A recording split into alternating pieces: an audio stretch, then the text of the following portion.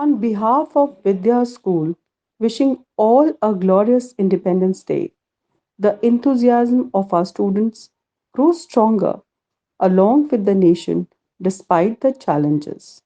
Join us in this children orchestrated performance celebrating the spirit of freedom. A very good morning to everyone. We welcome Rashmi ma'am, Dilruba ma'am, Principal ma'am, Captain Pallavi ma'am, and all our esteemed guests, entire Vidya team, and our online viewers. We are gathered here to celebrate our 74 years of independence, and Vidya is proud to showcase the talent of its students through the online platform today. We have combated the hurdles of COVID 19 with some success, but still the battle goes on. The school has successfully completed the vaccine drive, and we are moving forward in this initiative. The theme for today's program is Technology and Moving Towards Digital India. Now, Priyanka Roy from 12th Humanities and Sakshi from 10th A are going to host the events for the day. Now, I request Principal Ma'am to hoist the national flag.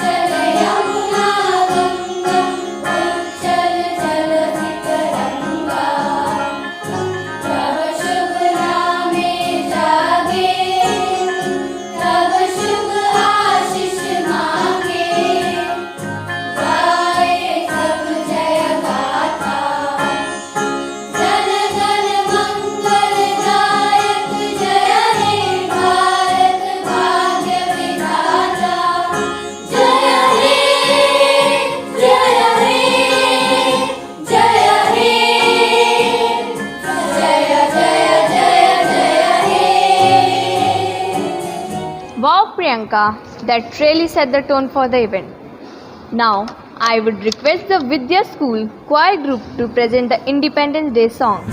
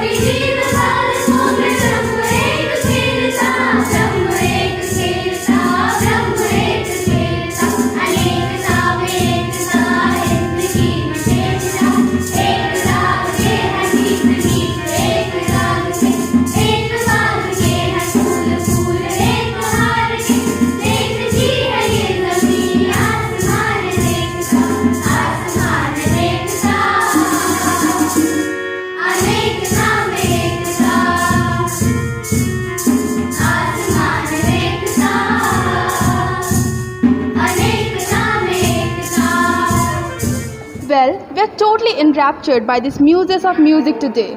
We are reminded of our nation's true strength and glory. Vidya is famous for its cultural practices and holistic development of students. Art has been the biggest inspiration that drives Vidya forward. We would now like to present a short video on the artwork from different grades by our students. Gone are the days that we had bookish language, but Now is the time of Digital India art, and the children of Vidya has achieved that also. Let us have a peep into the beautiful expression through art by the children of Vidya with junior till senior, and how they have covered milestones in art which has really turned each individual into a peaceful mind. COVID time, but one can balance through art form, and that with their students can endure.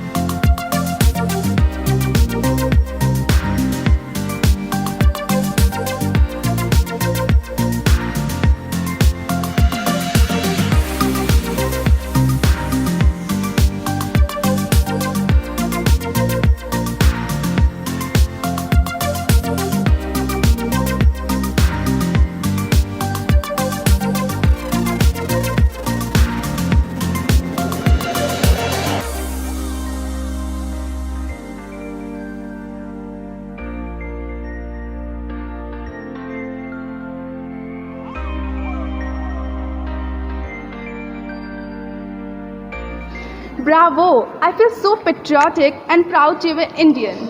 Keeping in mind the theme for the Independence Day, that is technology and moving towards digital India, we now announce the opening of debate competition 2021. We have three teams from our school against each other on various topics. Judges can enjoy the whole debate and send their results later. That I am Gaurav and I am going to speak for the motion on the topic cryptocurrency is the new medium of financial exchange.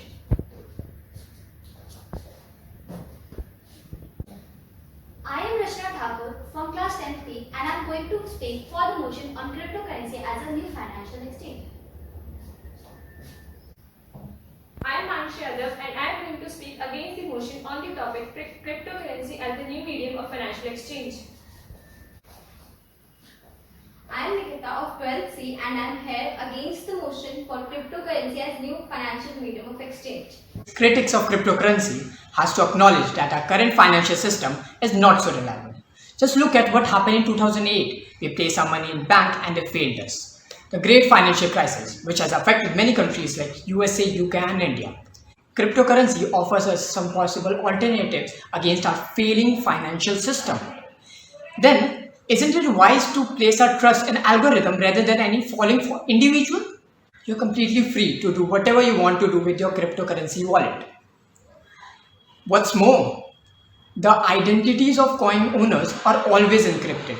This is a level of privacy that no other currency can provide you. As the currency is completely decentralized peer-to-peer system, you are the master. You own it. Neither government nor bank have control over it. Now critics may point out that it is not completely safe because criminals are trying to hack bitcoins. But Bitcoin is not the only cryptocurrency that is available today.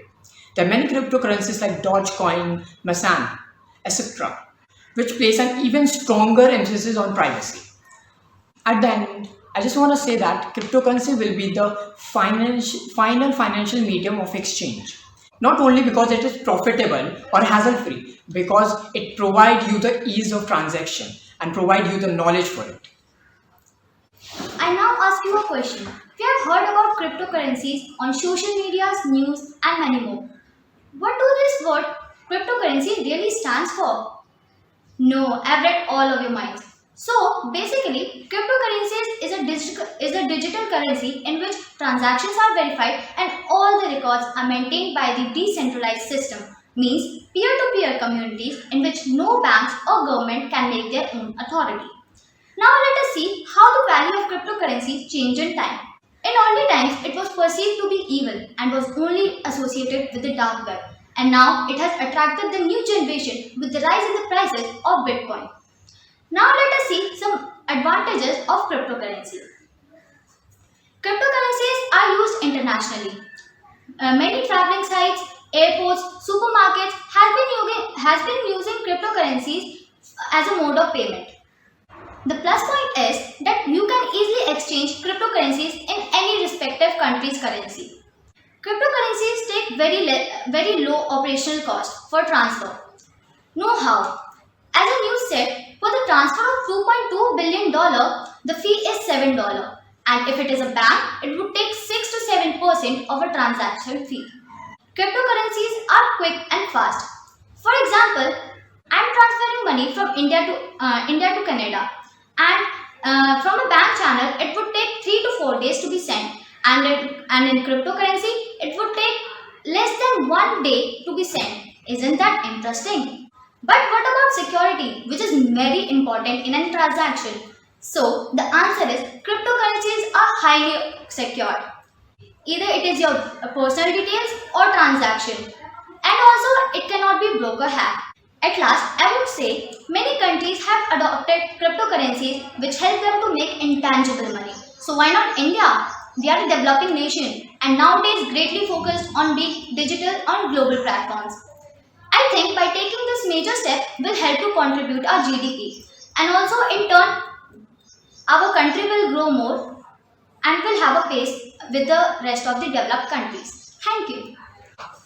Now we are going to speak against the motion cryptocurrency as the new financial medium of exchange. Firstly, what is the point of money, whether it be US dollar, Dogecoin or crypto coin? The primary point of money is its ability to be able to be exchanged for goods and services. And it's obvious, if I'm hungry, I'll go to a pizza shop, buy some pizza, but I should be able to use Bitcoin over there, which I cannot currently, because firstly, it don't have an exact value, and secondly, it is not generally acceptable. The secondary point of money is its ability to be able to be stored for future use.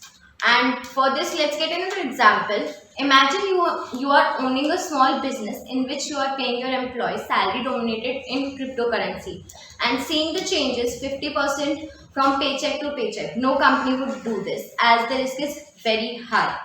There are other forms of cryptos as well, but the highest volatile cryptocurrency is Bitcoin. It is not slow and steady. It can create or destroy fortunes in just a span of short few weeks. My guess is that without the aspect of lottery, it would not have much mainstream appeal because retailers and investors don't care about the intricacies or blockchains of it. They care about getting rich and getting profit. And also with the high volatilities, Bitcoin does not have so much interest as nobody wants to be hit with a massive regret after paying in Bitcoin and see it value up 30% in a week. And neither does a vendor want to be paid in Bitcoin and see it tank 50% in a week. But like we observed, the speculative aspect is the fundamental part of it. Without it, it becomes nerd gold, and which is way less interesting and exciting. Thank you. Before going against cryptocurrency, let's firstly find out what does it mean. It is a digital currency in which transactions are verified and records are maintained in a decentralized way using cryptography rather than a centralized way. Now, as we have known the meaning of cryptocurrency, let's find out how it cannot be the new way of financial exchange. Firstly, it don't have any physical form, because if we want to buy goods from a tangible store, firstly we have to convert the cryptocurrency into cash, then only we could purchase the goods. Secondly, Bitcoin buyers don't have a protection, because if a seller don't provide the promissory goods to the buyer, which are purchased using Bitcoin, then there is no way to reverse the transaction. Thirdly, Bitcoin requires a greater knowledge of technology, and I believe that old age people and people who are not that much literate could use them and implement them. Fourth, wallets can be lost. If a hard drive crashes and virus corrupts and the data is lost, then there is no way to recover the loss. Even if we perfect in the technology and get rid of all the problems mentioned, then also people will be afraid to invest in this type of technology which is not yet accepted by the central authority. For me, it doesn't make any sense in investing in technology which is not regulated, which is not under supervision, which is not centralized by, which is not controlled by the central authority. For me, it is implode. It's time to proceed towards our second topic. The contestants for the second team are Divya and Bhavika speaking for the motion, and Vanshika and Ilahi speaking against the motion. The topic is really very interesting and very contemporary. A healthy democracy requires a healthy opposition. So let's see what they have to say about these things. Hello everyone, I am Divya Yadav and I am here for the motion that healthy democracy required healthy opposition. Good morning everyone, I am Bhavika of class 12 and I am speaking for the motion healthy democracy requires healthy opposition. Good morning everyone, I am Vanshika from class 12 Humanities and I am here to speak against the motion that healthy democracy requires a healthy opposition. Hello everyone, I am Eli. I am going to talk against a healthy democracy requires a healthy opposition. I request Bhavika and Divya to put forth their views. Today, democracy is worldwide acceptable form of government due to its cherished principle of rule of law that promote equality and freedom to all. Despite this, the positive reasons of check and balance made the democracy supreme. This check and balance is to ensure that no one can exercise unlimited power. Today, in 2019 general parliamentary election, the BJP government won the massive majority in the Lok Sabha. That also granted them the massive power in the centre. For balancing this power, we required an opposition that scrutinized the government policy and administration. But we already know that Congress had already lost its second consecutive chance to become an opposition, and other players are bound by their own factionalism, casteism, and interfighting. A weak and divided opposition are more dangerous than the healthy, muscular ruling government in Indian democracy. In the absence of opposition, ruling government can ruin the voice of the people because no one to represent them. There can be chances where government can hide their culprit because no one to raise voice against them. And even there can be a situation where government can turn into dictatorial because no one to stop them. So we require an opposition that make our ruling government accountable, responsible, and bound them for the welfare of the people. Otherwise, it's ruin our Indian democracy. We had already faced such kind of dilemma in our contemporary world, just like what happened in Venezuela. And if we say that without a democracy there is smooth working, I want to take an example of China. I know there is a free government and have a fast administration, but what about the rights of the people? If China government want to do something, they do. They do not have worry about what the consequences of their decision. But diversity like in India can't be sustained by such kind of government. For balancing the diversity and recognizing the needs of the people, we required a strong opposition in our Indian democracy. Thank you. Democracy demands for constitution. Democracy is a system in which the government is elected by the people. Democracy means rule by the people, for the people and of the people. Democracy is based on the ideology of freedom and equality. Opposition's main role is to question the government and raise the questions regarding government policies. It also offers choices to the citizens during elections. It also have the right to check government expenditure. Opposition also raise public issues which are not in the view of government. It also gives suggestions and complaints to the government. Without opposition, the democratic set is of no use. Different viewpoints and ideologies brought up by the government are an effective way to create a channelized resource and knowledge for the smooth working of democratic government.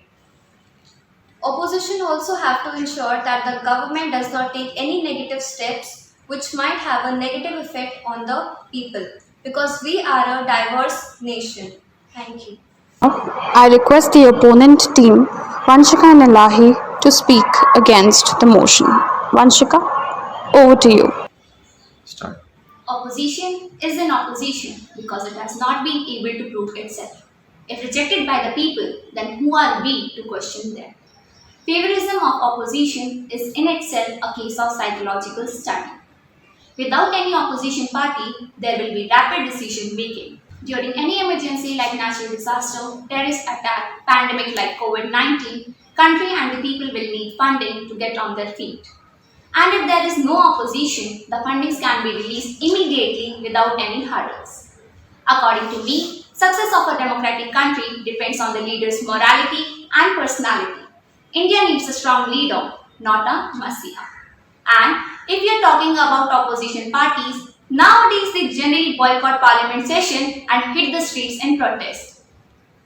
Why do we even consider democracy as healthy on the basis of opposition? Our Prime Minister Mr. Narendra Modi ji took so many initiatives like Digital India campaign to make government services available to its citizens electronically by online infrastructure. It will help to reduce the red tapeism. Yoga has been transformed into a global movement and our Indian culture is being popularized into the entire world. These are only few examples that have been introduced by our Indian government without any opposition party's interference, and there are many more. Why do we always look at the negative side of the picture and why not positive? Why look for an opposition if our present leader is working so efficiently? Thank you. For a healthy democracy, a healthy opposition is not required. If a democracy is followed by a government without any opposition or inactive opposition, it doesn't mean that it isn't a beneficial government. We are democratic, not a dictatorial nation.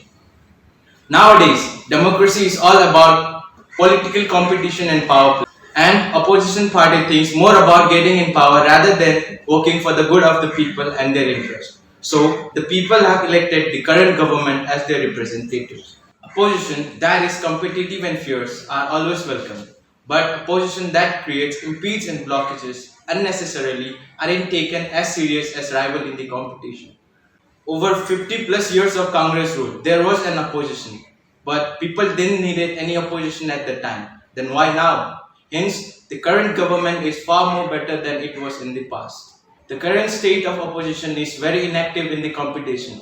They source themselves in opposing against the ruling government and creating a nuisance. The steps taken by government like abolishing the Triple Talaq Bill, Article 370, introducing to the digital world, programs such as Golden Quadrilaterals, Swachh Bharat Abhiyan has taken our country a step forward toward development. Thank you. It's now time to present the views on the third topic, which is, I'm sure, very relatable for all our dear students and teachers. The topic is whether digital learning is a bane or a boon. To speak for the motion, we have Amritesh and Ashna, and Mausam and Kumkum are going to speak against the topic. Hi everyone, I am Amritesh from grade 9. I am going to speak for the motion Digital Learning, a bane or boon. Hello everyone, my name is Ashna. I am going to speak for the motion the digital learning are boon or bane. Hello everyone, I am Mausam from grade 9 and I am going to speak against the motion digital learning, a bane or boon. Hi everyone, I am Kumkum Bhatt from grade 10B and I am going to speak against the motion digital learning, a bane or a boon. Digital learning, I feel it is a boon. Digital learning plays an important role in education during pandemic. Teacher don't need to take attendance. If we log in our device, it will take our presence. And we can also maintain discipline with just one click, that is mute. We can also find out the various question papers which are provided by various institutions, teachers on the same subject. We don't need to get ready for the school and it saves our time and we can also spend our time on yoga or walking. Searching for an answer itself a preparation. Teacher can use secure browser technology to curb cheating exams during examinations. And also it don't allow students to access the shortcut keys for the copy and paste, and also it don't allow to take a screenshot of the question. We don't need to carry books and notes, we can save e-copies in our device. And also we can find out all the printed textbooks in ePathshala app. Teachers should make the schedule in such a way that they are providing with proper breaks for 5 to 10 minutes so that students get refreshments. Thank you. The pandemic is responsible for millions of infections globally affecting every sector of the world. Due to the COVID-19 academic year, this has been disrupted a lot, and educational institute have came with the concept of online education. Online classes have been a huge boon for our students, and since otherwise they wouldn't have no option to educate themselves with the books that they have would be previous one. Online classes are very convenient because students can take all lectures as per their schedule, and they are getting familiar with the digital technology, and they are becoming practical as compared in offline class. Due to the technology, lessons are becoming much more interesting, and students can take online classes at their places, and it also helps to solve the problem of a time. And students can learn so many skills like learning. They can learn painting and learning instruments and etc. And there is a big increase in productivity. Thank you. Now I request Mosam and Kumkum to please speak against the topic. Digital learning, I feel it is bane. Digital learning is the type of learning in which we use multimedia sources to study at home. I feel it is bane because most of the students are not able to afford recharging fee. Due to this, they lose out on their study. During online tests, they can mostly cheat to take good marks. This leads to no new learning.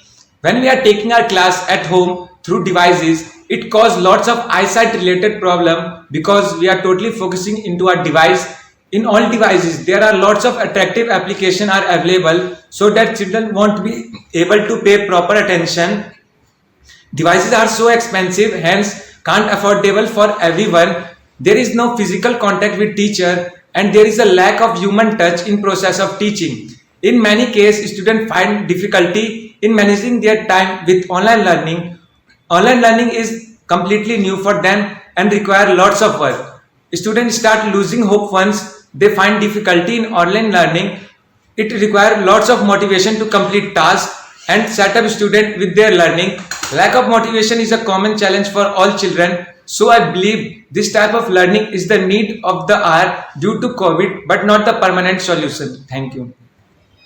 Digital learning is an online platform used to teach learners using developed technologies. It is widely used among students but do not have any age restrictions. I'm against the idea of digital learning, and I'll share some of the reasons behind it. Lack of face-to-face interaction. To learn sagely, interaction is important. But digital learning does not allow interaction from both the ends, that is the attendee and the organizer. Neither regularity nor discipline. Since students are free and nobody is there to supervise over them, hence no curriculum and discipline is maintained. And it is quite obvious. How can one study when distraction is knocking on the door? Lack of devices.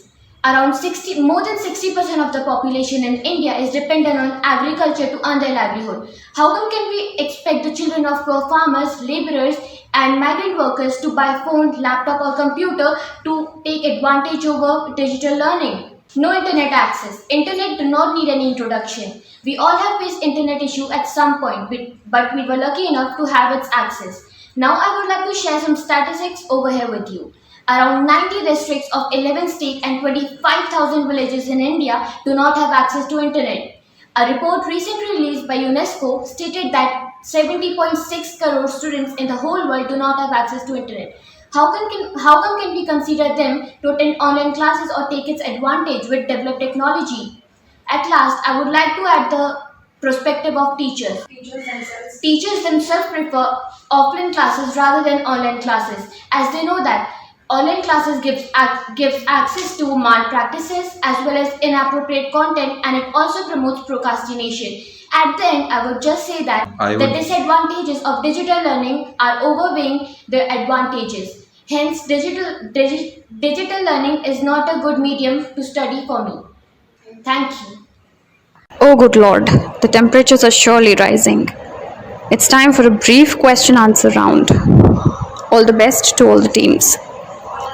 I would like to ask Ilahi that you say we are democracy, not dictatorial. But there is a no sense of democracy without an opposition. What do you want to say? Who said we don't have any opposition? We have an opposition which is less active and inactive in the competition. They create implies and blockages unnecessarily every time, everywhere. When the ruling government does something for the people, and they try to oppose the government everywhere, every day, and every stage of the life, we are facing an opposition which is against the government. I would also like to say something on behalf of Ilahi that you said our country is not democratic. So a democratic country is the one in which the government is elected by the people. So our country is obviously democratic. So why do we always involve opposition in considering that our country is democratic or not? I am totally agree with you, but you are saying we do not require opposition.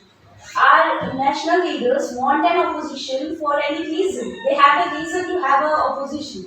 But you are totally against that. We do not require opposition. No, I didn't say that we don't need an opposition. I said that we need a healthy opposition which is there to help the ruling government.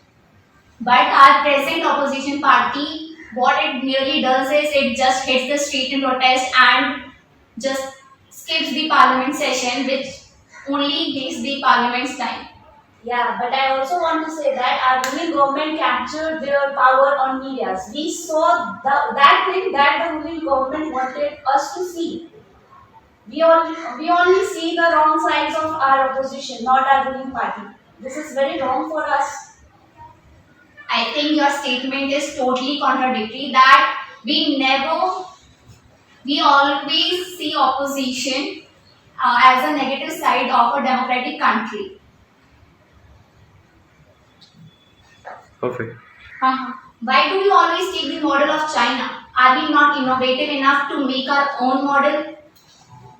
No, I just take the political ideology of China. You say that our ruling government are enough. There is no requirement of opposition.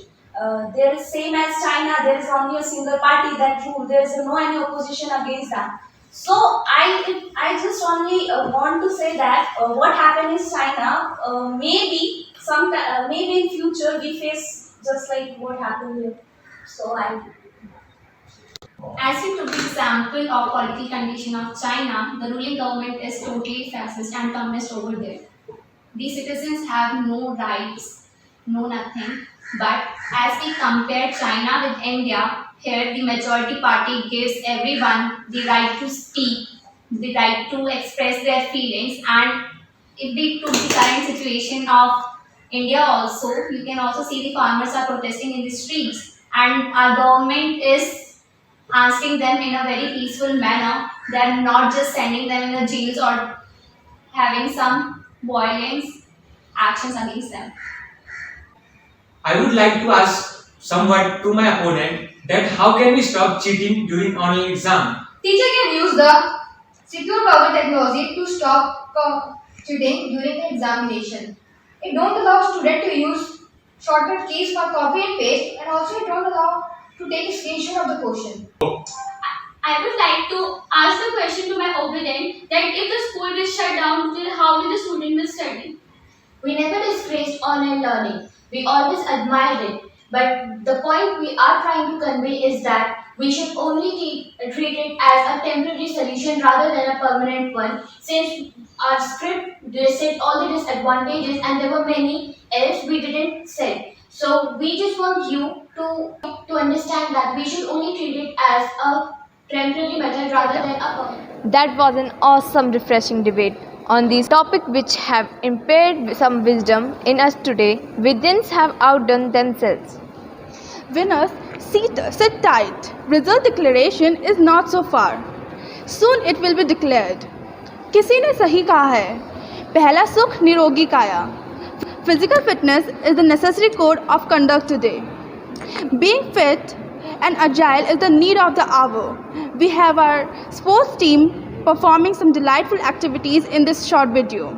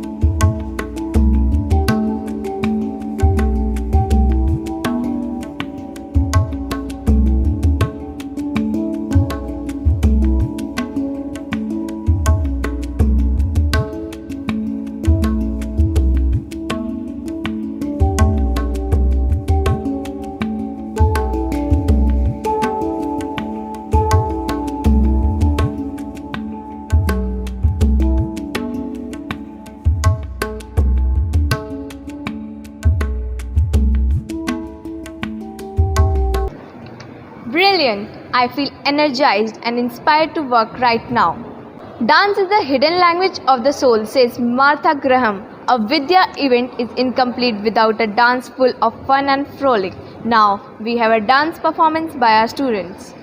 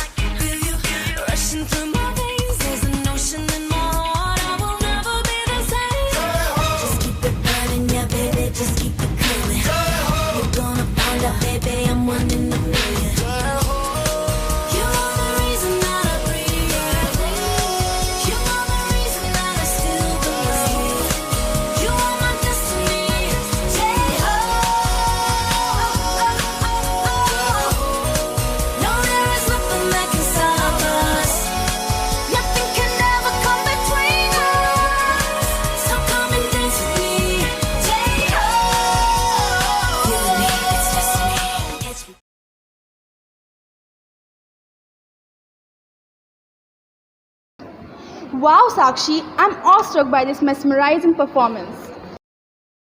ध्रुव तारे सा बनकर तू सबको राह दिखाता जा, विद्या दीप जलाता जा. It's time to complete our rituals and today's event is incomplete without a school song.